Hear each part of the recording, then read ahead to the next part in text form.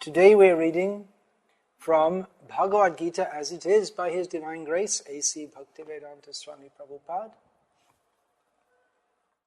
Chapter 14, the three modes of material nature, texts 19 and 20. Here's text 19. Nanyang gunebhya kartaram yada drashtanupashyati gunebhyascha parang veti madbhavam sodhigacchati. Lord Krishna says, when one properly sees that in all activities no other performer is at work than these modes of nature, and he knows the Supreme Lord who is transcendental to all these modes, he attains my spiritual nature. So Bhagavad Gita is spoken to guide us to attain our original spiritual nature. We are all originally spiritual beings. We are covered by the modes of material nature, Sattva gun, the mode of goodness, Rajagun, the mode of passion, Tamagun, the mode of darkness, and thus we forget that we are spiritual by nature. But when we see that in material existence, what we take to be reality is actually the interaction of the modes of material nature which we have no intrinsic connection with, then just by understanding that we don't really belong in this material world at all, just by understanding this, we become free from it. We attain to the spiritual nature, which is the nature of Krishna and all the liberated souls who live with Krishna eternally in service to Him. So here Lord Krishna is presenting a view, how we can see this material world. There are different ways to view this world. There are different intellectual methods of seeing what's going on in this world and why everything takes place. In the study of psychology, then they study people's motivations and how they, why people act in certain ways. Psychology, sociology, history. They all these disciplines, they study individuals and society and why people behave as they do. They offer different theories, and they may say, well, this person acts like this according to some suppressed Oedipus complex, or they have various theories. There are different ways, of course, of interpreting history. There's the Karl Marx, and he had his way of interpreting history, and there are many different theories which are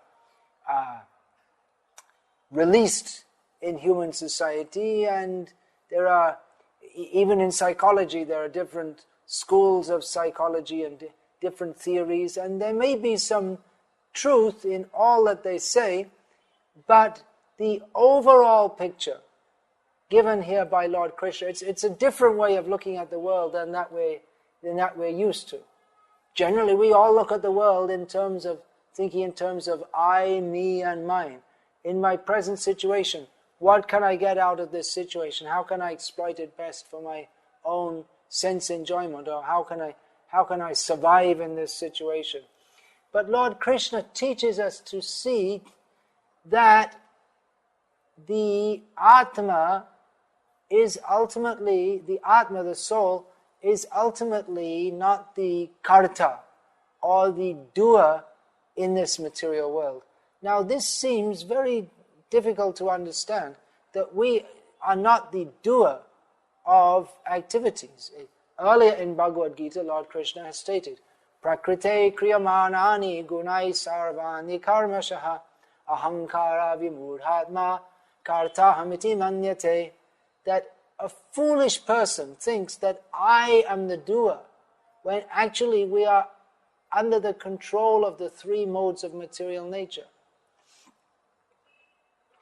So the same thing is being reiterated here, and saying that when we see that we are not the doer, then we become released from the influence of the modes of material nature. So it's difficult to understand. I mean, it's very common nowadays. There are courses like motivational courses, character building, which all reinforce the idea that we are the doer. And it certainly seems like that. If we work hard, we get one kind of result, and then if we don't work hard, we get another kind of result. So it is true from one perspective that or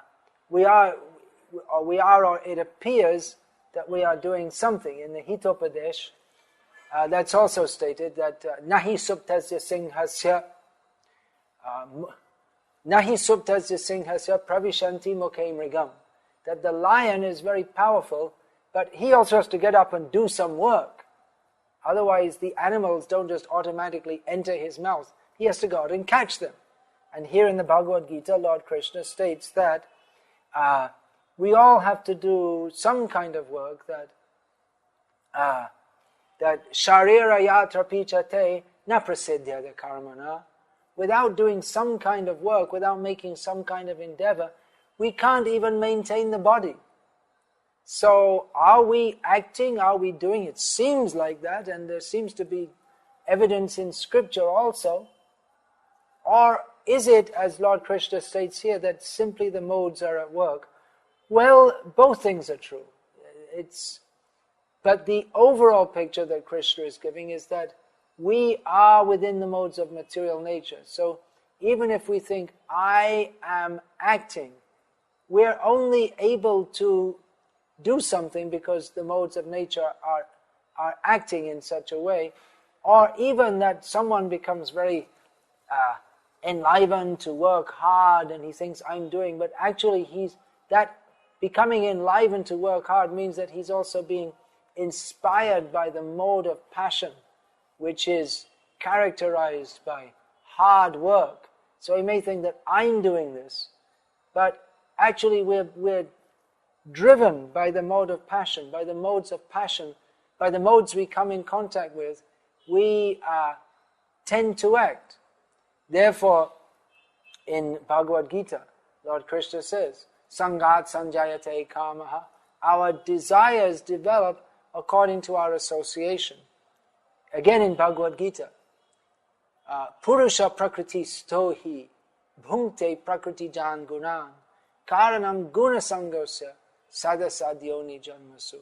That we are the Purusha in the sense that we are Atma, we are not actually associated with this material nature, but somehow or other, circumstantially, we are situated in this material nature, which this material nature means the three modes of material nature, mode of goodness, mode of passion, mode of ignorance, and they're acting upon us. And in this way, due to our association with the different modes, we get born in different situations and we tend towards different ways of acting. It's not such a difficult thing to understand that, for instance, if we come in contact with the mode of passion, then we tend to become very active. The mode of passion means a lot of action. The modern society is very much powered by the mode of passion. Everyone should work hard and earn lots of money and work more and more. And then when you have some leisure time, instead of relaxing, then I saw in Bangalore one advertisement, they were selling shirts or something. Work hard, party harder, something like that. The idea is that you should work hard and then in your free time, just instead of relaxing, that you enjoy life with even more vigor than you work. So this is society in the mode of passion, and people were not previously like this. In India, people have changed. We see the society has changed because of the propaganda. That the propaganda to become more and more materialistic and work hard. And so we're also trying to make propaganda through the TV and through distributing these books and in so many ways that lead a better life. Don't be dragged away by the propaganda of society. That actually the whole modern society especially is giving this propaganda, work hard, just to develop the economy in the name of progress, but no one's happy. There's no progress. There's no progress of the spirit. We're simply bound more and more in the modes of material nature. And not even the higher modes, the mode of passion and the mode of ignorance. So Krishna is teaching us how we can see through the eyes of Shastra. Shastra Chakshuhu, our eyes should be the scripture, that we can see everything in terms of scripture. Don't see everything. We always see through others' eyes. No one's completely independent. Some fools say, don't accept any guru. He's becoming a guru by saying that because he's giving you instruction. So everyone is influenced by other people. We can't say, well, I completely have my own ideas. That's not possible, because we've come in contact with so many people, and our way of thinking has been formed by so many others. So our proposition, and Krishna's proposition here in Bhagavad Gita, is don't be influenced by people who, even though they may be well-meaning, they may think that what they're teaching us is right. Don't be influenced by people who don't know what is the actual fact. That is why we should see through the eyes of scripture, given by Krishna and given to us through a bona fide spiritual master, great Acharya. Srila Prabhupada is giving this knowledge in Bhagavad Gita as it is. Same knowledge that Krishna gives. How Prabhupada is giving it, just like a magnifying glass captures the sun's rays, which is already bright and strong, and focuses that on a point, so that magnifying glass, the sun's rays through a magnifying glass, makes it even more potent and powerful and hot. So in the same way, Prabhupada is magnifying or focusing, we can say he is focusing the teachings of Lord Krishna on the requirement of modern human society. So we should see that we may think, yeah, I'm a free thinker and I'm doing what I like, but we're all influenced by the modes of nature. And when we can see that, then just by seeing that, how everything is acting according to the modes of nature, then we ourselves, seeing that means seeing through the knowledge given by Krishna, seeing through the eyes of scripture, seeing through Bhagavad Gita. When we see that, then we can stand aloof. Oh, no, I'm not going to follow. Just because everyone else is doing like this, why should I follow? Let me follow what Krishna says. Then we become free from the influence of the modes of nature, as Krishna describes in the next verse. Gunanetana tityatrin dehi deha samudbhavan janma mrityu jara dukhair vimukto mritamashnute. Lord Krishna continues, when the embodied being is able to transcend these three modes associated with the material body, he can become free from birth, death, old age, and their distresses, and can enjoy nectar even in this life. So these are the effects of, here in this verse is described, the effects of being entangled in the modes of nature and the effect of getting free from the modes of material nature. By being entangled in the modes of material nature, we have to suffer birth, death, then old age, and not mentioned here, but disease and so much suffering. It's very, very foolish to think that this material life is happy. Very foolish. The cause of all our suffering is the mistake of thinking that we can be happy in this material world, when actually it's a place of suffering. Just understand that our attempt to enjoy this material world simply entangles us in repeated suffering. But if we can transcend these three modes of material nature, if we can understand that actually I have nothing to do with this body or this society or the attempt to enjoy this material world, I belong to Krishna. And just by understanding this, we become immortal. Our situation beyond the modes of material nature is already guaranteed, because we're fixed in Krishna consciousness. Now, what does this practically mean? Does that mean that we just leave human society, or we just become so detached from what's going on that we don't speak to anyone? Or no, it doesn't. Bhagavad Gita is not at all an excuse for becoming a recluse or becoming irresponsible. Actually, Arjuna, Krishna chastised him that he wanted to become irresponsible and leave his duty. But Krishna told him, no, I want you to fight. But that's material. That's not good, Arjuna said. And Krishna said, no, you do it, but you think of me and fight. So that's the secret. That a person in Krishna consciousness acts in this material world and in many ways might seem to be part of this material world, but by his elevated consciousness, he knows that even though I am apparently acting in this world, I have nothing to do with it. I don't belong to this material world. I belong to Krishna. So he lives in this world and acts in this world, but he does everything Krishnarte Akila Cheshta, everything for the satisfaction of Krishna. There is an art of working. Yoga karma sukho shalam. Yoga means to act very expertly in this world in a manner that we don't get entangled in material life, but that we get extracted by performing work instead of becoming entangled in the reactions of the work, which happens if we identify with the work. I am the doer. If we understand that I am not the doer, I am Atma, I really have nothing to do with this body will die, but I will continue to exist.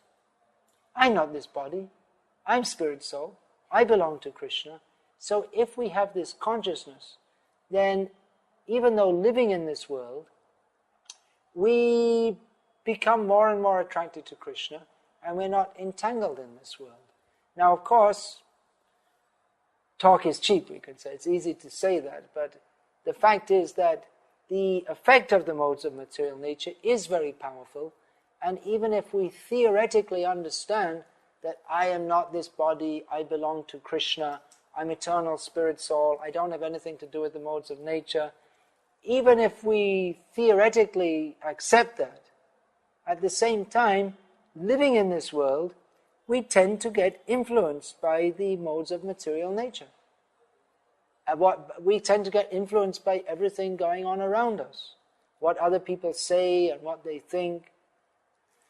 So, therefore, practically to imbibe this very elevated spiritual consciousness, Krishna consciousness in our lives, it's necessary that we undertake the process of sadhana, Krishna bhakti sadhana.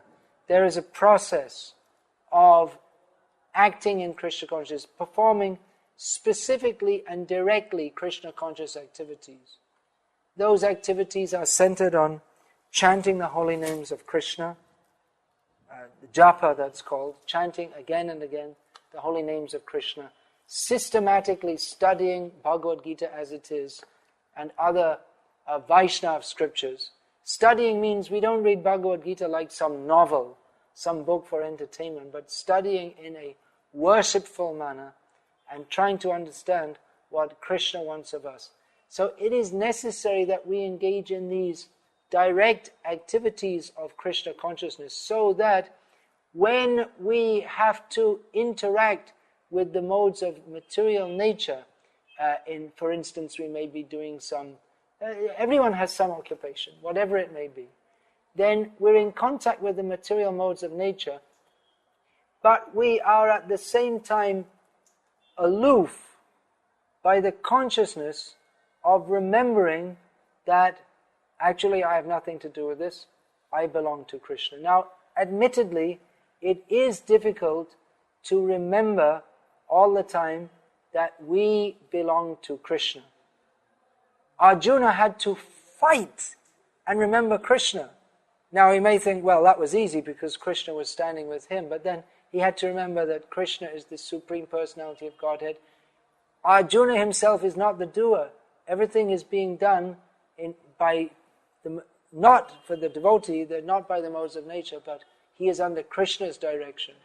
So it's a challenge for all of us, but that is the challenge to remember Krishna, that which comes about by performing this process of Krishna bhakti sadhana. That will keep us strong. We have to put Krishna at the center of our lives. Otherwise, it's very easy to get sucked in by the modes of material nature. We're all, anyway, the modes of material nature are acting on us. Those who are more in the mode of goodness, they may be more inclined towards spiritual life. Those in the mode of passion are very active. Those in the mode of ignorance, there's nothing auspicious in their lives. The influence of these modes, they're acting upon us. How to get free? It is essential to take up the process of Krishna bhakti sadhana. So in these series of lectures, these TV lectures, we are more or less exhorting everyone to please take up Krishna bhakti in your lives. But we're not very much teaching how that should be done. That's the next stage. Now, if you want to go further, if you think that what's being presented here is something actually very valuable for you, which it definitely is, then you have to contact the members of the International Society for Krishna Consciousness and learn from them. You'll need some personal guidance upon how to take up the process of bhakti in your own individual life. The process is simple, but it requires some specific direction, how to chant with beads, and then how to get in contact with devotees, attending regular satsangs or meetings of devotees, so that we can imbibe the atmosphere of Krishna consciousness, so that we're not shaken by the atmosphere of this material world. So all this is required. Here we're speaking the philosophy of Krishna consciousness, how you can apply it in your practical life. To do that, you please contact the members of ISKCON and get in touch, and they'll tell you how you can attend regular discourses on this Bhagavad Gita as it is, and on other books such as the Nectar of Devotion, which gives guidance on the practical activities, how we should worship Krishna in our lives, how we should chant the holy names, with what attitude we should chant the holy names, how we can understand what is real Krishna consciousness and what is some kind of show of Krishna consciousness influenced by the modes of material nature, how we can actually and practically become pure devotees in our practical life. So the modes of material nature are whirling and swirling all around us, but if we can take instruction from Krishna and his representatives, you don't belong here, you belong to Krishna, then we can transcend the modes of material nature. The practical process to do that is the process of bhakti yoga, or activities in Krishna consciousness only for Krishna's pleasure, which of course all center around the beautiful Maha Mantra, which you can all please chant with me: Hare Krishna, Krishna Krishna, Hare Hare, Hare Rama, Rama Rama, Hare Hare. The ancient wisdom that you have just heard is contained in the publications of the Bhaktivedanta Book Trust.